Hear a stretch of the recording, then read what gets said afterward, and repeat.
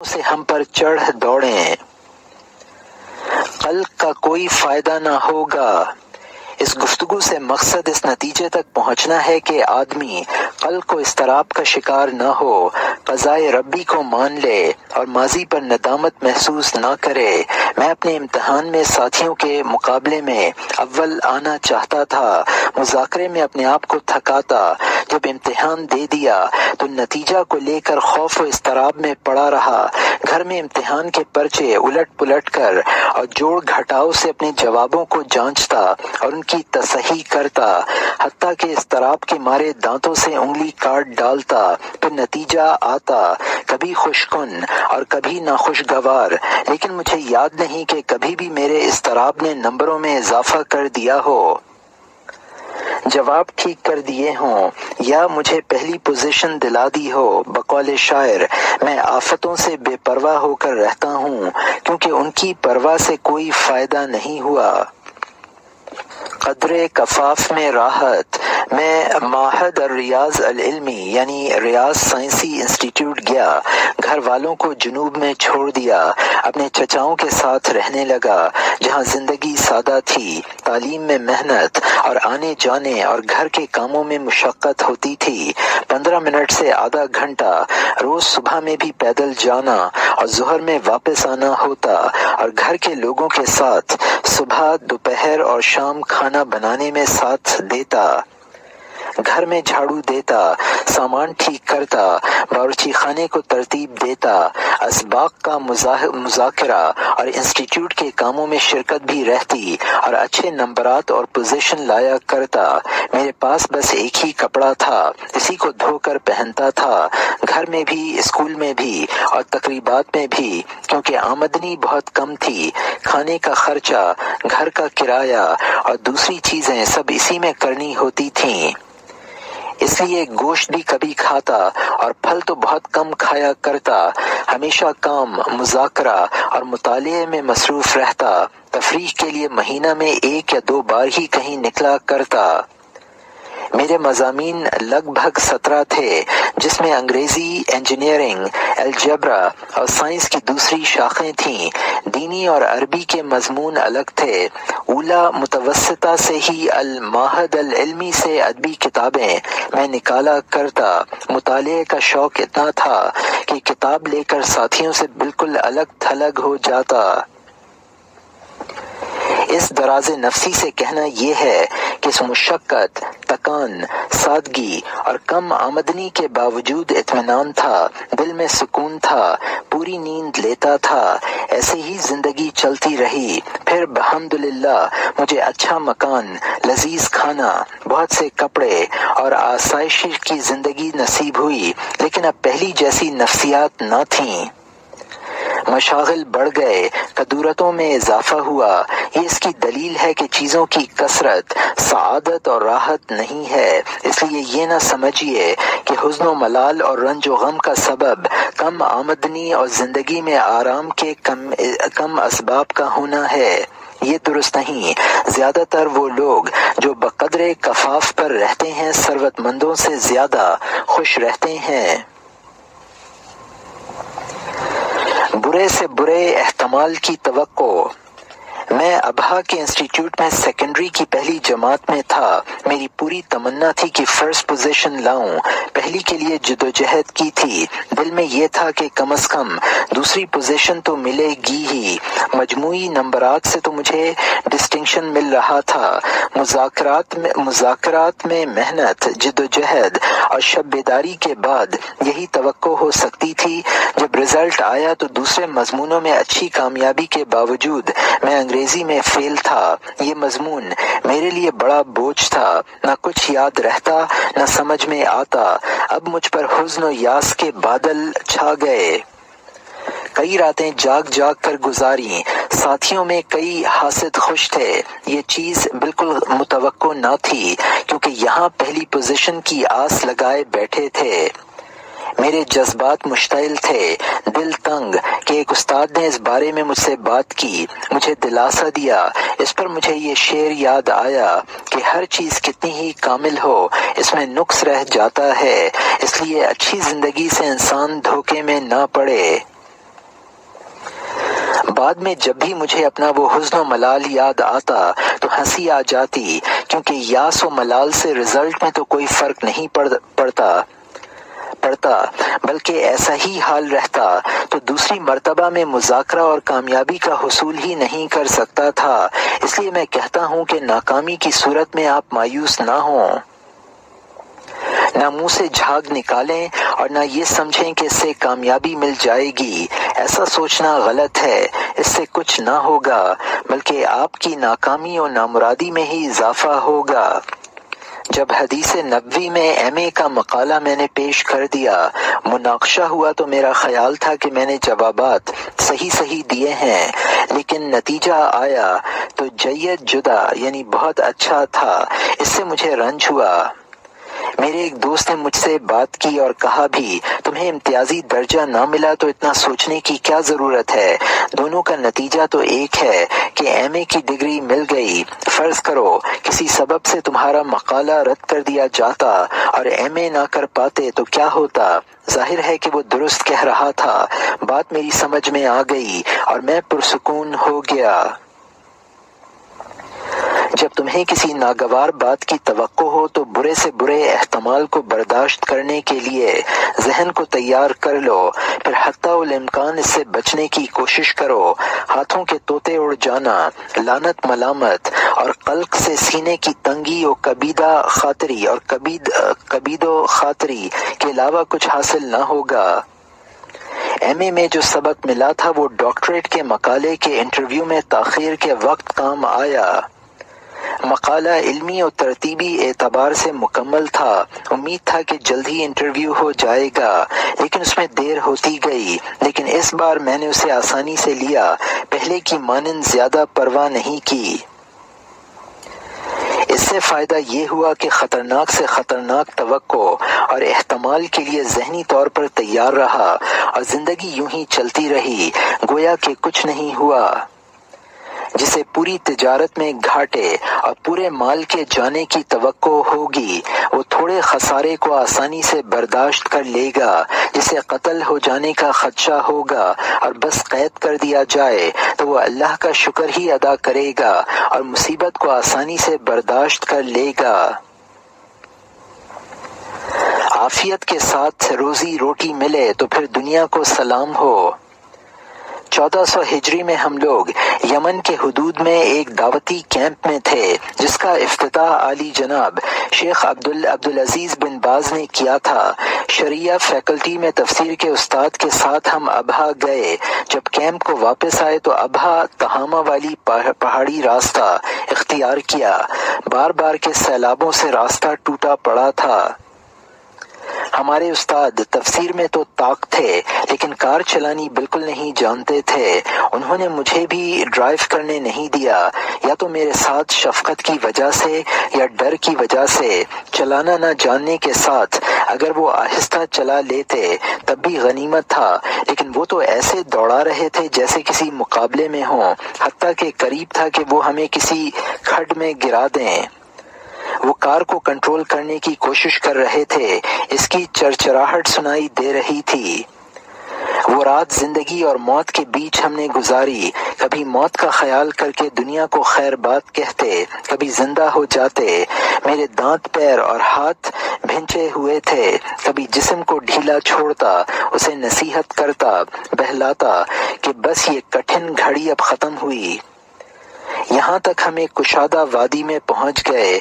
پانی زوردار برس رہا تھا، سامنے سیلاب تھا۔ ہم نے اس پر کم دھیان دیا۔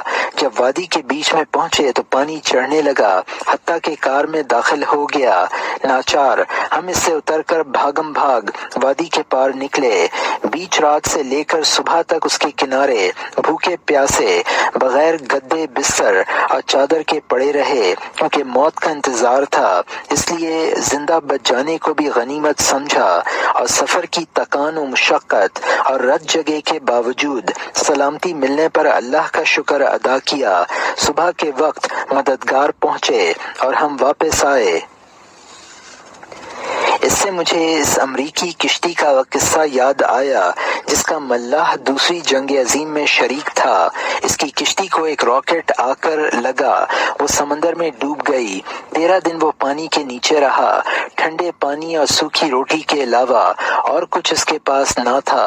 جب وہ سلامت رہ گیا تو سوال کے جواب میں کہ اس واقعے سے سب سے بڑا تجربہ اسے کیا ہوا، اس نے کہا ان خوفناک ایام میں میں نے یہ سیکھا کہ جو سلامت ہو اور روٹی پانی رکھتا ہو تو سمجھو کہ اسے دنیا مل گئی۔ جی ہاں، یہ دنیا کیا ہے؟ اس کے جواب میں ہم پائیں گے کہ ہمیں زندگی کے وسائل میں 80% سے زیادہ حاصل ہے۔ تب اچھی زندگی ہے جو امن، اطمینان اور راحت ہمیں حاصل نہیں، وہ محض 20% ہے۔ دنیا میں اکثر لوگ ہماری تمہاری طرح ہی ہیں۔ استثنائی حالت میں آفت امن سے بڑی ہوتی ہے۔ پھر بھی ہم اور آپ جو کمی ہے اس پر تو روتے ہیں اور جو حاصل ہے اس پر خوش نہیں رہتے۔ جو نعمت فوت ہو جائے اس پر رنج کرتے ہیں۔ جو خیر پہنچے اس پر خوش نہیں ہوتے۔ جو تکلیف پہنچے اس پر کفِ افسوس ملتے ہیں۔ جو ہمارے پاس ہے اس پر شکر گزار نہیں ہوتے۔ عداوت کی آگ بھڑکنے سے پہلے ہی بجھا دو۔ اپنی چھوٹی سی عام زندگی میں میں نے یہ پایا کہ جب بھی کسی تنقید یا مخالفت پر اپنا اعتبار بحال کرنا اور حق وصول کرنا چاہا، اس سے نقصان ہی ہوا۔ بائیں معنی کہ میں سمجھتا تھا کہ اس تنقید یا مخالفت کی جو کسی کی طرف سے پیش آتی ہے، تحقیق کرنے اور اسے غلط ثابت کرنے سے میرا وقار و اعتبار بحال ہو جائے گا، لیکن معاملہ اس کے برعکس ہی نکلا۔ میرے اور شخص کے بیچ عداوت چلتی رہی، خصومت باقی رہی، وہ غلطی پر مصر رہا۔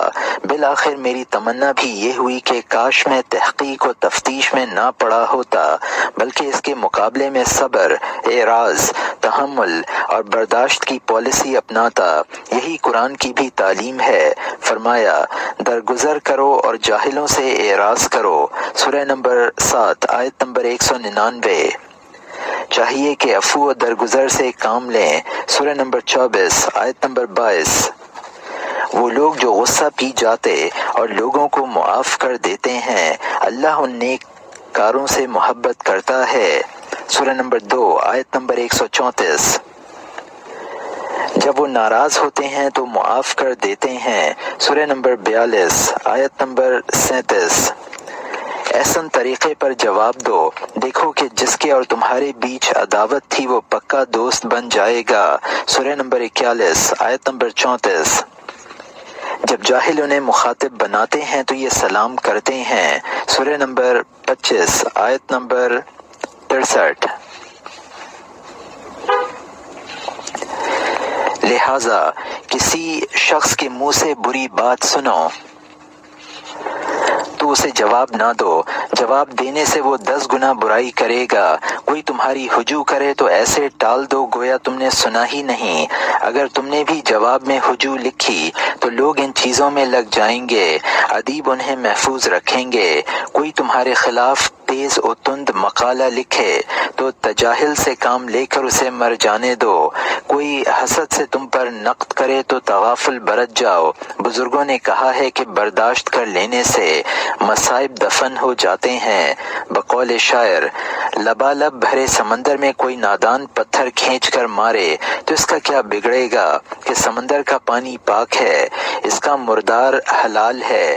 پانی زیادہ ہوگا، حتیٰ کہ 2 بڑے مٹکوں کے برابر بھی ہوگا تو اس سے اس کا کچھ نہ بگڑے گا۔ ایسے ہی صابر و غیور آدمی ہوتا ہے، عیب چینوں سے وہ محفوظ رہتا ہے۔ تمہارا عیب جو ہی جڑ کٹا ہے، عیب جو ہی جڑ کٹا ہے۔ جو لوگ فضول بکواس کرتے ہیں اللہ اس کو ان سے بچاتا ہے۔ تم ہماری نگرانی میں ہو۔ یہ مختلف قرآنی آیات کے ترجمے ہیں۔ کسی کا مقام نہ گراؤ۔ اپنی زندگی میں میرا ایک تجربہ ہے جس میں کبھی ناکامی نہیں ہوئی، وہ یہ ہے کہ معتدل اور مؤدبانہ تعریف لوگوں پر اثر کرتی ہے، چاہے کوئی کتنا ہی عابد، زاہد اور ظاہری چیزوں سے دور بھاگتا ہو۔ لیکن جب اس کی تعریف کریں گے تو وہ خوش ہوگا۔ اس میں کمی بیشی ہو سکتی ہے۔ میں اہل تقوی علماء اور متدین لوگوں کے ساتھ بیٹھا ہوں۔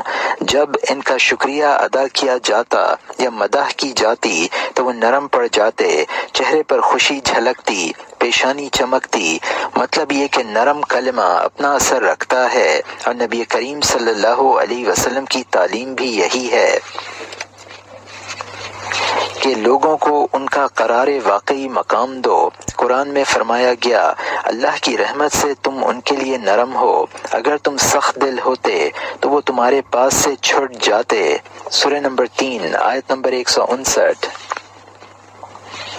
کتاب آپ دوست کیسے بنائیں کے مؤلف کی رائے ہے کہ لوگوں کو اپنی طرف کھینچنے کے عوامل میں سے یہ ہے کہ ان کی مدح و ثنا زیادہ سے زیادہ کی جائے۔ میری یہ رائے تو نہیں، لیکن اعتدال کے ساتھ تعریف ہو، جیسا کہ فرمایا، اللہ نے ہر چیز کا ایک اندازہ رکھا ہے، نہ زیادہ تملق نہ جفا، بلکہ خوش اخلاقی، بلندی اور سخاوت۔ ہم اور آپ یہ کر سکتے ہیں کہ لوگوں پر ناک بھوں چڑھائیں، ان کے اوپر تیوری چڑھائیں، لیکن اس طرح پانے کے بجائے ہم انہیں کھو دیں گے، کیونکہ ہمارے اور آپ کے علاوہ انہیں دوسرے لوگ مل جائیں گے جو ان سے تواضع سے پیش آئیں گے، مسکرائیں گے اور ان کے لیے بازو پھیلا دیں گے۔ اللہ نے فرمایا، آپ کے جو ایمان والے پیروکار ہیں ان کے لیے اپنے بازو جھکا دیجئے۔ سورہ نمبر 26 آیت نمبر 215۔ یہ ہماری خوش نصیبی ہے کہ لوگوں کا پیار پالیں، کیونکہ وہ تعریف، رعایت، محبت اور مہربانی کے مستحق ہیں۔ وہ زمین میں اللہ کے گواہ ہیں۔ لوگوں سے بھلی بات کہو۔ سورہ نمبر 2 آیت نمبر 83۔ زندگی میں ایسے بہت سے لوگوں کو جانا جو لوگوں سے ملنے جلنے کا فن اچھی طرح جانتے ہیں، اس لیے لوگوں کے دل ان کی طرف اتنی جلدی اور تیزی سے مائل ہو جاتے ہیں جیسے ٹھنڈی اور صاف ہوا کے ساتھ نرم پتے اڑتے ہیں۔ جہاں وہ جائیں اور اتریں، نگاہیں ان کا پیچھا کرتی ہیں۔ ان کے چہرے لوگوں کے لیے کھلے ہوئے ہیں، دل صاف، زبانیں پاکیزہ۔ وہ کتنے خوش ہوتے ہیں اور ان کو پا کر لوگ کتنے خوش رہتے ہیں۔ اللہ کی توفیق کے بعد بندے کے مقدور میں ہے کہ وہ زمین میں قبولیت پالے، لیکن یہ قبولیت قارون کے خزانے، سلیمان علیہ السلام کی بادشاہت، ہارون رشید کی خلافت سے نہیں خریدی جا سکتی، بلکہ اس کے لیے ضرورت ہے اللہ کے لیے اخلاص نیت، صدق، اللہ اور رسول کی محبت، لوگوں کی سچی خیر خواہی اور نفس امارہ کی تحقیر و ملامت اور سرزنش کی۔ صفات حمیدہ اور خصائل جمیلہ دشواری سے حاصل ہوتے ہیں، کیونکہ وہ بلندی کی جانب ہیں، جبکہ برے اخلاق اور شرارت طبع آسانی سے آ جاتی ہیں کہ وہ نیچے کی طرف جاتی ہیں، اور چڑھائی مشکل ہے جبکہ نزول آسان ہوا کرتا ہے۔ بقول شاعر، جو پست ہوگا ذلت اس کے لیے آسان ہو جائے گی، کہ میت کے کسی زخم سے اسے تکلیف نہیں ہوتی۔ زندگی کا مزہ اور حقیقی لطف وہ ہے جو دوسروں کو بھی خوش کر دے۔ وہ ان کی صلاحیتوں اور قدرتوں کا اعتراف، ان کی امنگوں اور آرزوؤں کی حوصلہ افزائی ہے، ان کی محنتوں پر پانی پھیرنا اور کردار کی نفی کرنا نہیں۔ لوگوں کی زندگی جس چیز سے کھٹی اور مقدر ہوتی ہے وہ یہ ہے کہ آدمی بس اپنے کو دیکھے، بس وہی تابناک ستارہ، محراب آسمان، نابغہ روزگار اور نادر الاثر ہے۔ اس کے علاوہ جو ہیں وہ قاصر ہیں، ان میں کمیاں پائی جاتی ہیں۔ کئی لوگوں سے میں واقف ہوں کہ وہ خیر کے کام کرتے ہیں، ان کی صلاحیت و معیار ٹھیک ہے۔ میں سمجھتا تھا کہ وہ اپنے آپ کو صحیح طور پر جانتے ہوں گے، اس لیے اپنے بارے میں مبالغہ آرائی اور غلو سے کام نہ لیں گے، لیکن جب عملاً ان سے سابقہ پڑا تو پتہ چلا کہ وہ تو یہ سمجھتے ہیں کہ ان کی کوششیں لوگوں کے تصور سے کہیں زیادہ بلند ہیں۔ ایک صاحب طالب علم ہیں اور مبتدئین کے لیے چھوٹے چھوٹے کتابچے لکھتے ہیں۔ میں نے ان کی کوششوں کی تعریف کی کہ جامے سے باہر ہو گئے۔ ارے صاحب، اتنی کتابیں نکل گئیں، لوگ ان پر ٹوٹ پڑتے ہیں اور سب تعریف کرتے ہیں وغیرہ۔ مجھے حیرت ہوئی کہ انسان اپنی تعریف سے کس قدر خوش ہوتا ہے، اور جو اس کی تعریف نہ کرے اس کی شان گھٹا دے، اس کی محنت کا اعتراف نہ کرے، وہ اسے سب سے زیادہ ناپسندیدہ ہوتا ہے۔ ایک اور طالب علم کی ایک کیسٹ میں نے سنی۔ یہ صاحب بہت مشہور نہیں تھے بلکہ بالکل گمنام۔ میں نے حوصلہ افزائی کی خاطر ان کو فون کیا اور تعریف کی۔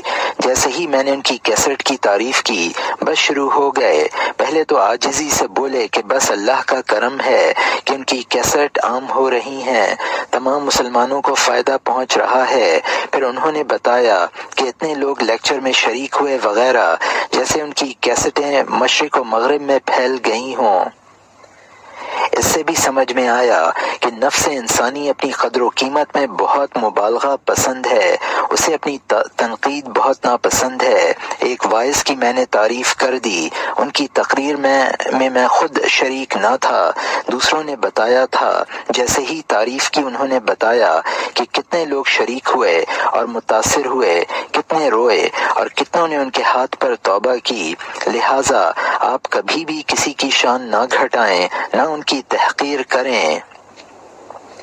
اللہ نے فرمایا، مرد دوسرے مردوں کا مذاق نہ اڑائیں، ممکن ہے کہ یہ ان سے بہتر ہوں، نہ عورتیں دوسری عورتوں کا مذاق اڑائیں، ہو سکتا ہے کہ یہ ان سے بہتر ہوں۔ سورہ نمبر 49 آیت نمبر 11۔ آپ لوگوں کی ہمت افزائی کریں، ان پر توجہ دیں، ان کے کاموں میں سے دلچسپی لیں تو لوگ آپ سے محبت کرنے لگیں گے۔ یہی قرآن کا بھی طریقہ ہے۔ جو دن رات اپنے رب کو پکارتے ہیں ان کو کھدیڑو نہیں۔ سورہ نمبر 6 آیت نمبر 52۔ جو تمہارے ساتھ صبح و شام اپنے رب کو پکارتے ہیں ان پر صبر سے کام لو۔ سورہ نمبر 18 آیت نمبر 28۔ تیوری چڑھائی اور پشت پھیری اس بات پر کہ اندھا اس کے پاس آ گیا، تمہیں کیا معلوم، ہو سکتا ہے کہ وہ تزکیہ اختیار کرے۔ سورہ نمبر 80 آیات 1 سے 2۔ سیرت میں آتا ہے کہ جبلہ بن الایہم اس بات پر مرتد ہو گیا کہ اس کے ساتھ حسب مرتبہ معاملہ نہیں کیا گیا، جس سلوک کا مستحق وہ اپنے آپ کو سمجھتا تھا وہ نہیں ملا۔ طٰہٰ حسین نے الایام میں لکھا ہے کہ داخلے کے وقت ازہر کا ایک شیخ امتحان لینے کے لیے آیا اور اسے کہا، او اندھے سورہ کہف پڑھ۔ یہ تلخ بات طٰہٰ حسین کے دل میں اتر گئی، ہمیشہ اسے کچوکے لگاتی رہی، اسی لیے وہ نہ صرف ازہر سے نکل گیا بلکہ ہمیشہ کے لیے اس کا ناقد بن گیا، اس سے نفرت کرتا رہا۔ ظاہر ہے کہ کوئی بھی اپنے کو ذلیل کرنا نہیں چاہتا، کوئی بھی اپنے کو سستا اور حقیر نہیں جانتا، ہر آدمی اپنے آپ کو چاہتا ہے، ہر آدمی اپنی قدر جانتا ہے، پھر کون چاہے گا کہ اس کی عزت نفس کو ٹھیس پہنچائی جائے؟ کسی بھی مجلس میں آپ دیکھیں گے کہ بولنے والا واحد متکلم بہت استعمال کرتا ہے، میں نے کہا، میں نکلا، میں نے ملاقات کی، مجھ سے کہا گیا وغیرہ۔ تو یہ جو نفسیاتی کمزوریاں ہیں ان کو آپ بے پرواہی میں توڑنے کی کوشش کریں گے۔ جب میں معہد الریاض کے ثانیہ متوسطہ میں تھا میں نے شعر کہنا شروع کر دیا۔ معہد کے مجلہ میں میں نے ایک قطعہ لکھا جس پر بعض اساتذہ نے میری تعریف کی، تو میں اپنے آپ کو ابو تمام اور متنبی کے مانند سمجھنے لگا۔